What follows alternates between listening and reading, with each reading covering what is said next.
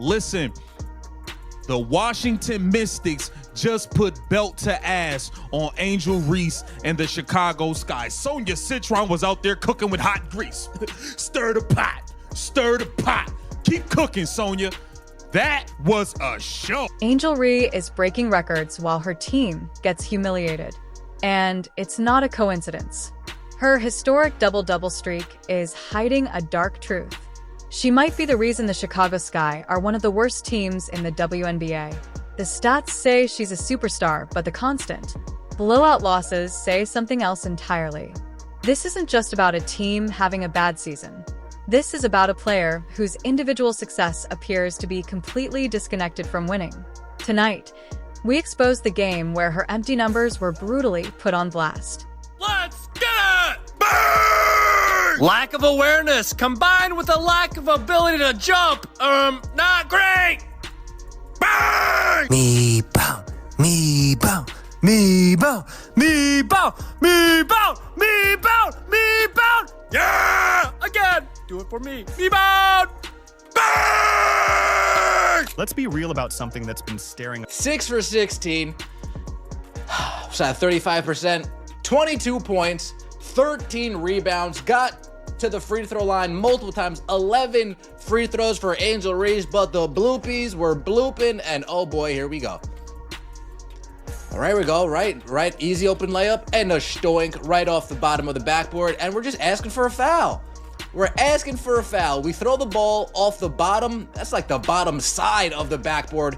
Asking for a foul. No foul to be given in this current point in time. The perfect encapsulation of this paradox is the Chicago Sky midseason clash with the Washington Mystics.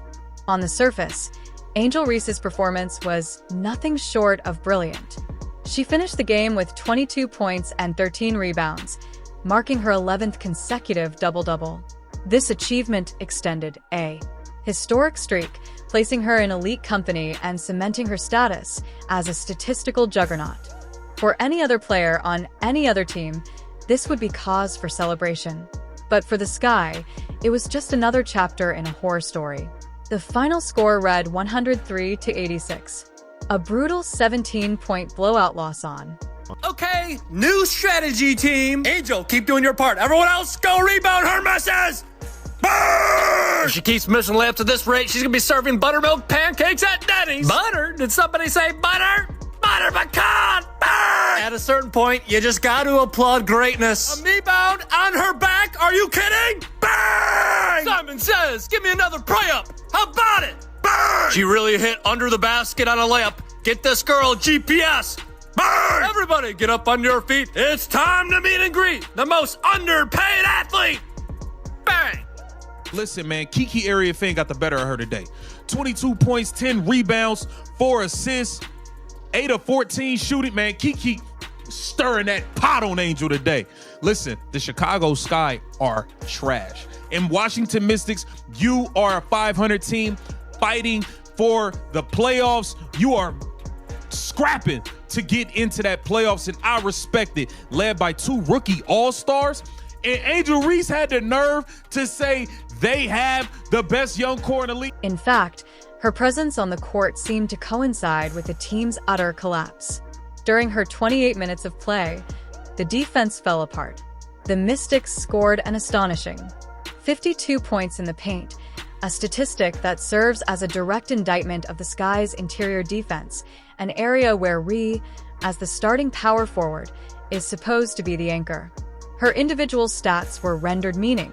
First of all, we all know the Indiana Fever had the best young core in the league with Aaliyah Boston and Caitlin Clark. Forget young core, that's probably the best duo, period.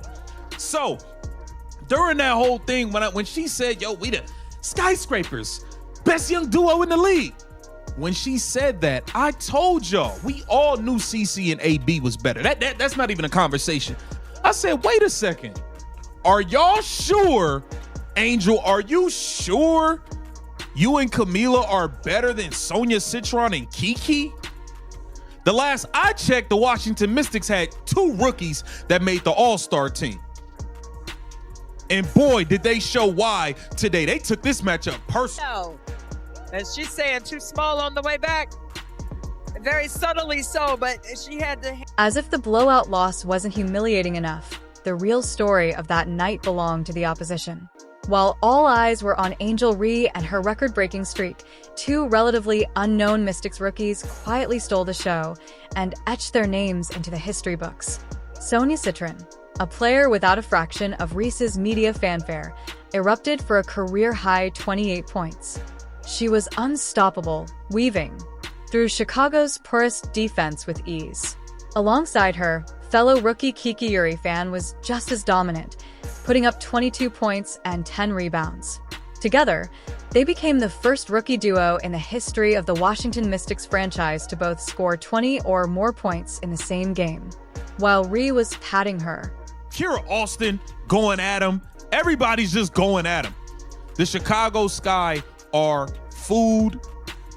And I mean, it's just embarrassing to the point where it's like, you like as a Sky fan, y'all are probably happy y'all lost by less than 20 points today. And that is embarrassing. That is ridiculous. Y'all getting popped, bro. Y'all not just losing. Y'all getting smoked by 20 and 30 and 40 and almost 50. Bro, y'all are terrible. Something has to change. Something has to change. All of you all that are gonna go home and write a biography on how wrong this is, you guys can kick rocks. What's up, fam? Candace Parker here. I'm gonna do a tier ranking of WNBA players. I'm gonna try. They didn't just beat the Sky, they exposed them. They demonstrated that cohesive, intelligent team play will always dismantle a team built around one player's hollow numbers. The fact that two rookies could so thoroughly outplay Chicago's veteran-filled roster was a damning statement. It proved that the problem wasn't a lack of talent, but a lack of chemistry and defensive integrity. Issues that trace right back to the team's supposed star. The victory and the historic achievement belonged to Washington, leaving Reese with nothing but another double-double in another devastating loss. Listen to this. We have the commentators that are actually laughing at this. To be able to attack and finish inside, and Washington has done that incredibly well so far. Reese, this the first one, still with it locked. Give this one to... We have commentators laughing at this. Washington has done that incredibly well so far. Reese, this the first one, still with it locked. They realized that they were laughing and then quickly stopped themselves. Like, oh, I can't laugh. I'm live right now. I can't laugh. I'm live right now. Let me get real serious. The statistical and team-based failures were bad enough, but a single moment in the first quarter crystallized Reese's struggles in the most visceral way possible. It was a play that went viral, a moment of pure on-court dominance that had nothing to do with the final score. Washington's Shakira Austin received the ball in the post, with Reese defending her. What followed was a swift, decisive move to the basket for an easy score.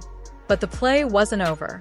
As Austin trotted back down the court, she looked towards her bench and subtly flashed the too small gesture, a universal sign of disrespect in basketball, indicating that the defender was simply not strong or skilled enough to stop her. Angel Reese went home and got cooked in front of everybody. She played a good game, but her team got destroyed. This team is pitiful. Pitiful. And the sad part is, it's not like they have anywhere to turn. Ariel Atkins didn't play today, but she ain't been winning them no game. It's not, they have nowhere to turn. They went and made moves in the offseason as if they had a team to go out and win games and try to compete right now. Going and giving up your young draft pick for Ariel Atkins, going and getting Vandersloot, who's hurt. I mean, I just don't understand the direction they thought they were going in. But this has been malpractice from the management to the coaching to a lot of these players. Terrible. And Cameron Brink, I think, is, the unknown. So I put Cameron Brink on the C level, I think, just in terms of her kind of showing glimpses of what she's capable of. I think WNBA, with the space and her length and versatility, she's going to be able to have an impact on the defensive end immediately. And then you got Angel Reese. I put her right at that C level. The taunt was delivered with cold precision. And worse yet, the television announcers immediately picked up on it, gleefully pointing it out to a national audience. In that instant, Reese was no longer a statistical giant. She was a highlight reel victim.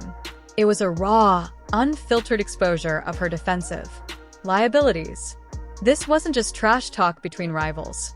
It was a calculated statement from a peer declaring that Reese's reputation was overblown and her defense was a weak point to be exploited.